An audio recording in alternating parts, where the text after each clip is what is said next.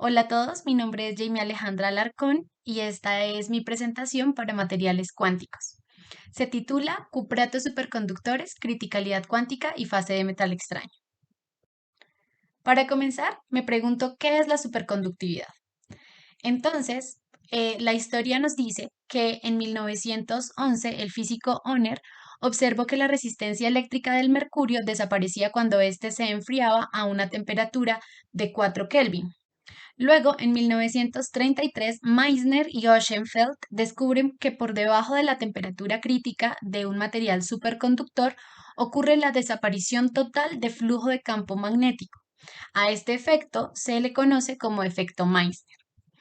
Y en 1935, los hermanos London mostraron que el efecto Meissner era una consecuencia de la minimización de la energía libre electromagnética transportada por la corriente superconductora.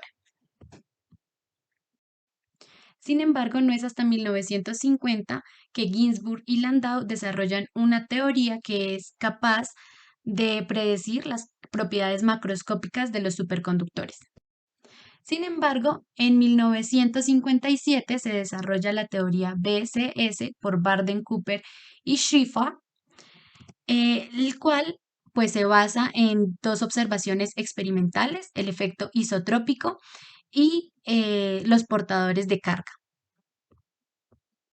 La teoría BCS predice que la temperatura de transición para los superconductores no puede superar los 30 Kelvin, lo cual implicaba limitaciones en el desarrollo de aplicaciones tecnológicas de la superconductividad. Con esto quisiera darles la motivación de esta presentación. En 1986 se descubre un nuevo tipo de material superconductor, LBCO, cuya característica más interesante es que su temperatura de transición está por encima de las predichas por la teoría BCS. El hecho de que estos materiales tengan temperaturas superiores o del orden del nitrógeno o helio líquido implica un avance significativo en el desarrollo de aplicaciones y por lo tanto son ampliamente estudiados. Los cupratos hacen referencia a materiales cuya estructura química contiene aniones de cobre. Uno de los cupratos más simples que existen son los que tienen óxido de cobre. Estos han sido ampliamente estudiados debido a que son sistemas de electrones altamente correlacionados. En esta figura, en la parte A, se observan la estructura cristalina para cuatro tipos de cupratos en la celda unitaria. Y en la figura B podemos ver la capa de óxidos de cobre. Los cupratos superconductores tienen una estructura de cristal en capas que consta de planos de oxígeno de cobre y capas de depósito de carga, las cuales pueden ser dopadas por huecos o por electrones. En 1990 se publica la ley de Uemura, la cual relaciona la densidad superfluida, que hace referencia a qué tan fuerte es el estado superconductor a temperatura cero. La ley de Uemura dice que esta densidad superfluida es proporcional a la temperatura de transición del material. Sin embargo, experimentalmente se encuentra que hay superconductores que no se describen a partir de esta ley y en 2004 Holmes descubre una ley empírica que relaciona la densidad superfluida directamente proporcional a la temperatura de transición, pero también la relaciona con el estado normal, con la conductividad del estado normal a la temperatura de transición. Para obtener el significado físico de esta ley de Ohms, entonces podemos hacer un análisis dimensional.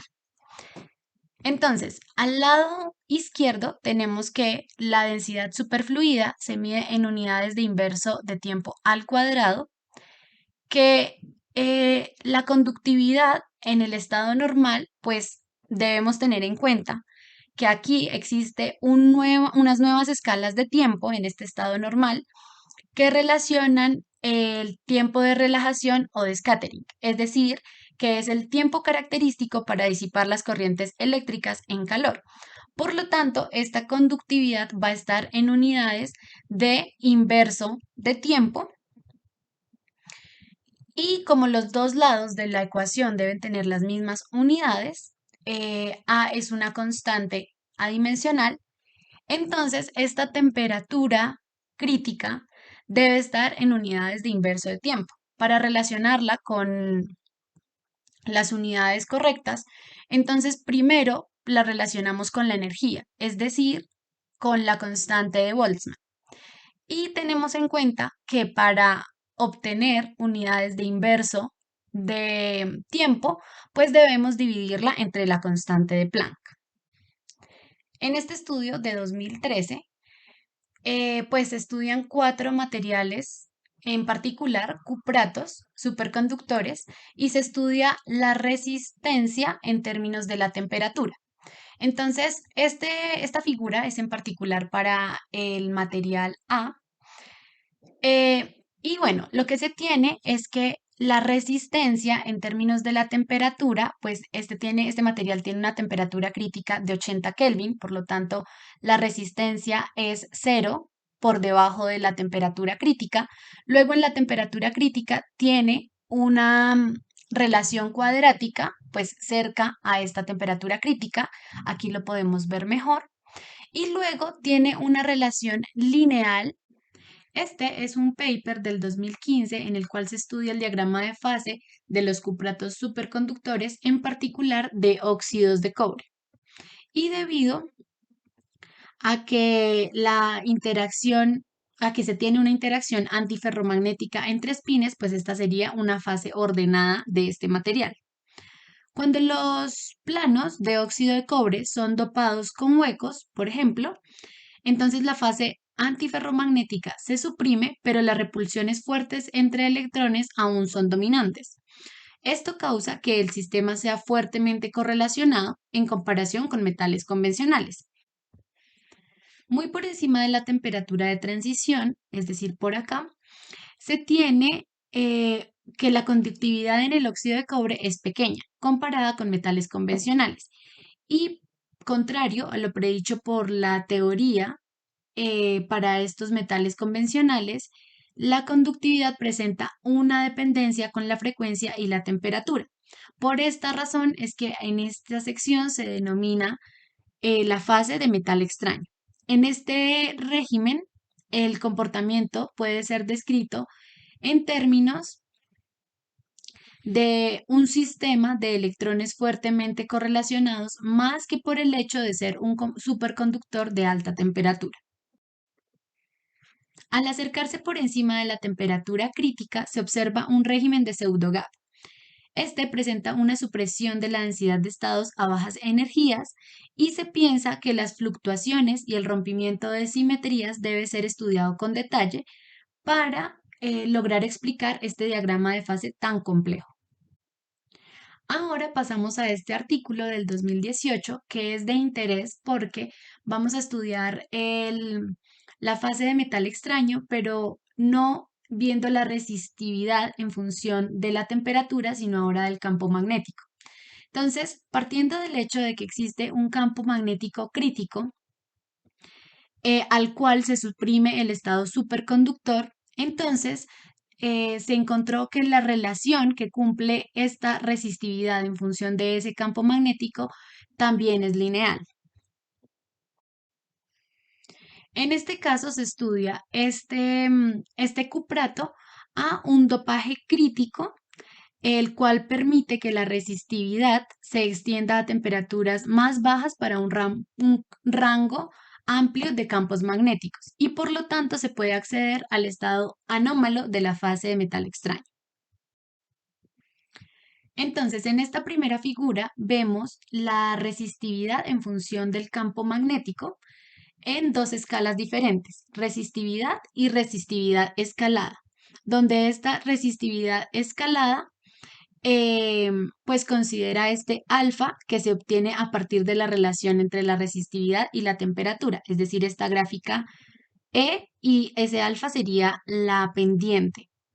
Por lo cual, si vemos, las dos escalas no varían mucho entre sí.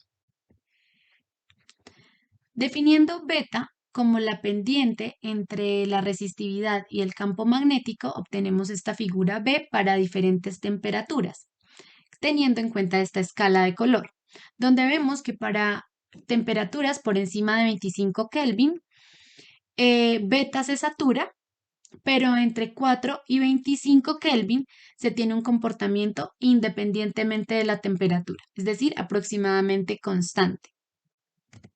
En metales convencionales, la magnetorresistencia depende del tiempo de relajación de la cuasipartícula y generalmente decrece a medida que el tiempo de relajación decrece al aumentar la temperatura.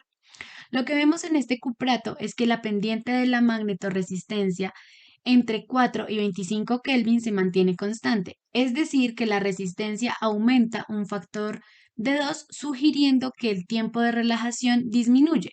Pero lo que vemos es que como la pendiente de la magnetorresistencia se mantiene constante para diferentes valores de temperatura, em, entonces no se cumple la relación descrita por la teoría de metales convencional. Justifica que el campo magnético afecta la dinámica de las fluctuaciones críticas responsables del tiempo de relajación. En la figura D se grafica la resistividad en términos de la temperatura para diferentes campos y se suprime la fase superconductora. Por otra parte, en estudios anteriores mostraron que el hecho de que la dependencia de alfa con el dopaje sea suave indica que no hay cuasipartículas bien definidas en la fase de metal extraño a altas temperaturas. Entonces, aquí se quiere estudiar la dependencia de beta con el dopaje. Vemos que tiene el mismo comportamiento lineal con la temperatura y con el campo, y esto lo que indica es que para campos y temperaturas altas, la magnetorresistencia no tiene origen en la teoría de cuasipartículas, sino en la dinámica de las fluctuaciones críticas dependientes del tiempo. Finalmente, de este paper se puede decir que la relación entre la resistividad y el campo y la temperatura sigue una ley de potencias. Y es sorprendente que la relación que sigue sea la más simple posible, es decir, una relación lineal. Esto revela una característica universal de los superconductores a altas temperaturas. Siguiendo el hilo de esta presentación, entonces las preguntas abiertas que hay sobre cupratos superconductores se pueden resumir en el diagrama de fase de estos superconductores. Entonces, pues está la explicación de la complejidad de este diagrama de fase, el rol de las fluctuaciones y el rompimiento de las simetrías, la justificación del estado normal a altas temperaturas en los diferentes cupratos superconductores, la explicación detallada de la fase de metal extraño y el rol que juega el hecho de que sea un sistema de electrones fuertemente correlacionados, entre otras. Muchas gracias, espero que la presentación haya sido de su interés.